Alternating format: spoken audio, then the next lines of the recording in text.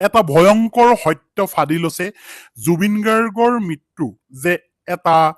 planning আছিল এই কথাটো এতিয়া সত্য প্ৰমাণিত হৈছে হয় এই ভয়ংকৰ খবৰটো আপুনি জানিবৰ কাৰণে এই ভিডিঅ'টো প্ৰথমৰ পৰা শেষলৈকে আপুনি চাবই লাগিব নহলে আপুনি এই কথাটো গম নাপাব কাৰণ আপোনালোকে যিটো কথা জানিবৰ কাৰণে ভিডিঅ'টো চাইছে সেই সত্য ফাদিল হৈছে এতিয়া ভয়ংকৰ সত্য যাৰ বাবে এইটো এটা প্লেনিং আছিলে বুলি গম পোৱা গৈছে হয় আপোনালোকে খুব ভালকৈ গম পায় তালৈ যিটো টিম গৈছিল তাত গৰিমা গাৰ্গ যোৱা নাছিল তেনেহলে এই প্লেনিং কোনে কৰিছে হয় আৰু তালৈ আন এগৰাকী মহিলা গৈছিল ছোৱালী গৈছিল সেইগৰাকী হৈছে প্ৰভা মহন্ত নামৰ এগৰাকী ছোৱালী সেই ছোৱালীগৰাকী গৈছিল কিয় গৰিমা গাৰ্গ যাব নোৱাৰিলে কাৰণ এই প্ৰক্ৰিয়াটো ছিংগাপুৰলৈ যোৱা এই প্ৰগ্ৰেমটো এবছৰৰ আগৰ পৰাই প্ৰস্তুত হৈ আছিল আৰু শ্যাম কানু মহন্তকে আদি কৰি বহুতে ছিংগাপুৰলৈ যাবৰ কাৰণে জুবিন গাৰ্গক জোৰ কৰি আছিল আৰু জুবিন গাৰ্গে যাবৰ মন নাছিল কিন্তু এইখিনিতে এটা কথা মন কৰিবলগীয়া যে এবছৰ দিনৰ আগৰ পৰাই এই প্ৰগ্ৰেমটোৰ প্লেনিং চলিছিল আৰু এই প্লেনিঙত যিটো টিম তালৈ গৈছিল সেই টিমটোত নাছিল গৰিমা গাৰ্গ হয় জুবিন গাৰ্গৰ পত্নী গৰিমা গাৰ্গ আছিল কোন আছিল প্ৰভা নামৰ সেই প্ৰভা মহন্ত নামৰ সেই ছোৱালীগৰাকী কিয় প্ৰভা মহন্ত গৈছিল সেই টিমটোত আৰু আনহাতে জুবিন গাৰ্গৰ পত্নী কিয় নগল হয় আপোনালোকে গম পায় যোৱাৰ আগত এটা কথা ওলাইছিল বা জুবিন গাৰ্গৰ যেতিয়া নৰ্ছৰ দেহ ঘূৰি আহিছিল অসমলৈ তেতিয়া এটা কথা স্পষ্ট ৰূপত প্ৰকাশ পাইছিল যে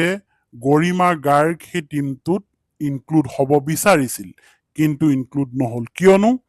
বিদেশলৈ যাবৰ বাবে অৰ্থাৎ ছিংগাপুৰলৈ যাবৰ বাবে যিখিনি ডকুমেণ্ট লাগে যিখিনি কাগজ পত্ৰ লাগে যেনে পাছপোৰ্ট ভিজাকে আদি কৰি এই ভিজা বা পাছপোৰ্ট এই বস্তুখিনি সুকলমে ওলাই নাহিল কাৰ ওলাই নাহিল গৰিমা গাৰ্গৰ হয় জুবিন গাৰ্গৰ পত্নী গৰিমা গাৰ্গৰ সেই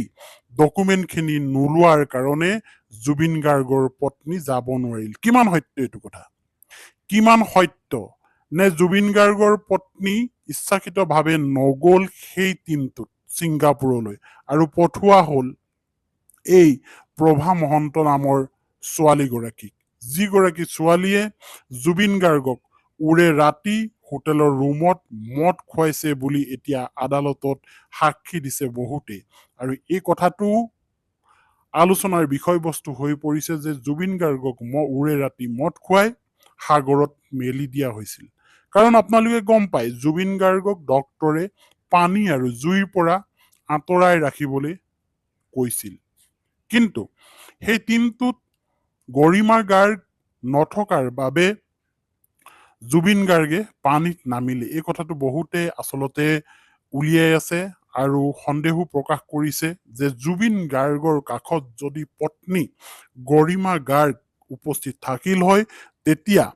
জুবিন গাৰ্গক সেই পানীত নামিবলৈ নিদিলে হয় কাৰণ ডক্টৰে অলৰেডি বন্ধ কৰি থৈছিল যে জুই আৰু পানীত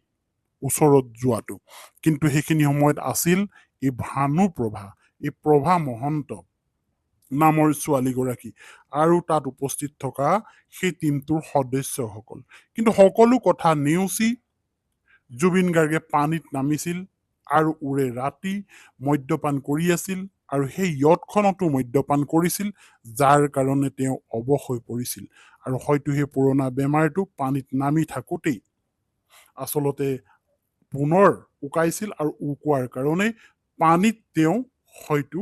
ডুবিছিল বা পানী খাইছিল আৰু অৱশেষত হৃদযন্ত্ৰ বন্ধ হৈ তেখেতৰ মৃত্যু হৈছিল